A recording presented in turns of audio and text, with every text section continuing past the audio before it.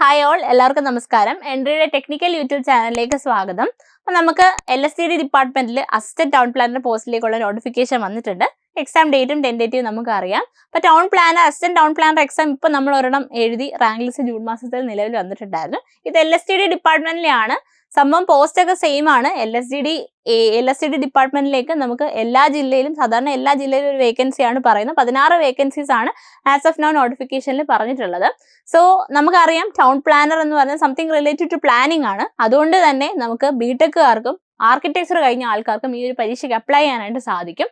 So ഇതിന്റെ tentative syllabus എന്ന് പറയുന്നത് നമ്മുടെ അസിസ്റ്റന്റ് ടൗൺ പ്ലാനറിന്റെ പ്രീവിയസ് സിലബസ് തന്നെ ആവാനാണ് മോസ്റ്റ് പ്രോബബ്ലി ചാൻസ് ഉള്ളത്.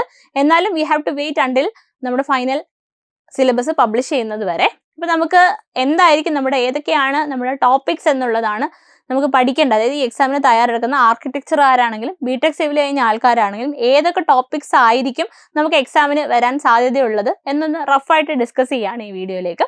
സോ നമുക്ക് നോക്കാം. സിവിൽ പോർഷൻസ് എടുക്കുകയാണെങ്കിൽ നമുക്ക് സിവിൽ പോർഷൻസ് മെയിൻലി വരുന്ന ടോപ്പിക്സ് എന്ന് പറയുന്നത് സ്ട്രക്ചറൽ എഞ്ചിനീയറിംഗ് ആണ്. സ്ട്രക്ചറൽ എഞ്ചിനീയറിംഗിനകത്ത് തന്നെ mechanics of solids, structural analysis included ആയിരിക്കും.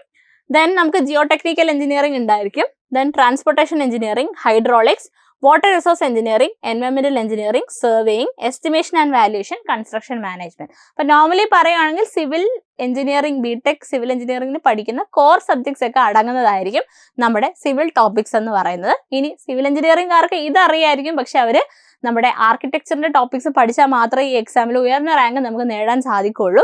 അതുപോലെ തന്നെ ആർക്കിടെക്ചർ കഴിഞ്ഞ ആൾക്കാർക്ക് ആർക്കിടെക്ചർ ടോപ്പിക്സ് അറിയാമെങ്കിലും നമുക്ക് എന്തും കൂടി അറിഞ്ഞിരിക്കണം, സിവിൽ എഞ്ചിനീയറിംഗ് ടോപ്പിക്സ് കൂടി അറിഞ്ഞിരിക്കണം. അപ്പം നമുക്ക് നോക്കാം. ആർക്കിടെക്ചറിൽ മെയിൻലി വരുന്ന ടോപ്പിക്സ്, ഇത് നല്ല എലാബറേറ്റ് ആയിട്ട് സിലബസ് നമുക്ക് ATPയുടെ സിലബസ് ഓൾറെഡി ഉള്ളതുണ്ട്. അപ്പോൾ അതിനകത്ത് വരുന്ന മെയിൻ ടോപ്പിക്സ് മാത്രമാണ് ഇവിടെ മെൻഷൻ ചെയ്തിട്ടുള്ളത്. ഏർലി ഹ്യൂമൻ സെറ്റിൽമെന്റ്സ് പഠിക്കാൻ ഭയങ്കര ഇൻട്രസ്റ്റിംഗ് ആണ് ഇതൊക്കെ. ദെൻ നമുക്ക് ടൗൺ പ്ലാനിങ് തിയറീസ് ഉണ്ട്, പ്ലാനിങ് കോൺസെപ്റ്റ് ഉണ്ട്, എൻവയോൺമെന്റൽ ഇമ്പാക്ട്സ് ഓഫ് സിറ്റീസ്. ഇത് കൂടാണ്ട് ആർക്കിടെക്ചറിന്റെ കുറച്ച് അഡീഷണൽ ടോപ്പിക്സും ഇൻക്ലൂഡഡ് ആണ്. ഡീറ്റെയിൽ സിലബസ് ഡിസ്കഷൻ നമ്മൾ ഉടൻ തന്നെ അപ്ലോഡ് ചെയ്യുന്നതായിരിക്കും. ആപ്പിലൊക്കെ നമ്മൾ ഓൾറെഡി അപ്ലോഡ് ചെയ്തിട്ടുണ്ട്. അപ്പോൾ ഇതായിരിക്കും നമ്മുടെ ടെൻഡേറ്റീവ് സിലബസ് എന്നുള്ള രീതിയിലാണ് നമ്മൾ ഈ ഒരു സിലബസ് പറയുന്നത്.